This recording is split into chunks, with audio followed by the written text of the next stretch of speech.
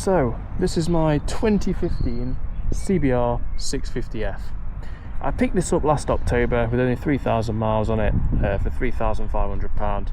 The previous owner has done a really good job of looking after it. It looks showroom condition. I do ACF 50 it whenever I get the chance. And the first things that I did was put engine covers on it, and obviously sliders as well, because I did not want to lay it down and slide it. It was my first big bike, and it is a very, very heavy bike.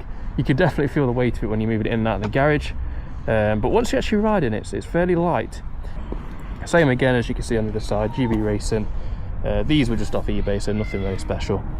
Also, full exhaust system on here, and I've also had it remapped as well. You can get Apple CarPlay on here. When you turn it on, obviously you can get your phone to it. And you can also have maps on there as well. What made me choose the CBR650F for my A2 bike? You see, the main thing that I wanted out of my bigger bike when I stepped up to an A2 license was an inline 4. I had my heart set on the 650R, but the main problem with that was the price point, and also the insurance on that, of being 20 years old. It was around £2,500, it's just something I couldn't afford. Whereas when I did an insurance quote on this for the first year, it was about 1,600. But for essentially the same bike with a slightly tuned engine, different fairings and different electronics, and a few more safety features such as traction control, and I believe it has wheelie control as well. You're paying a lot more for that, and ideally you get the same bike for much cheaper. And regarding the safety features as well, you could argue it's a good thing that you don't have the safety features. I know that sounds stupid, but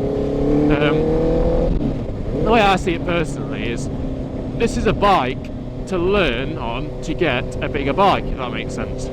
So the way I see it, that this bike only has ABS, no traction control, no wheelie control, no anti-slip, anything like that. So when I do step up to a litre bike in the future, I will know how to ride the bike because I've not had those features before. So you don't want to be comfortable on a bike with all these electronics and then step up to something like an old R1, because practically at a young age you're not going to be able to afford, not going to be able to get insured on something like a 2022 or 2025 S1000 or R1 with all the safety features. It's probably not going to happen. So you're going to be looking at something a bit older, which probably won't have any safety features on it.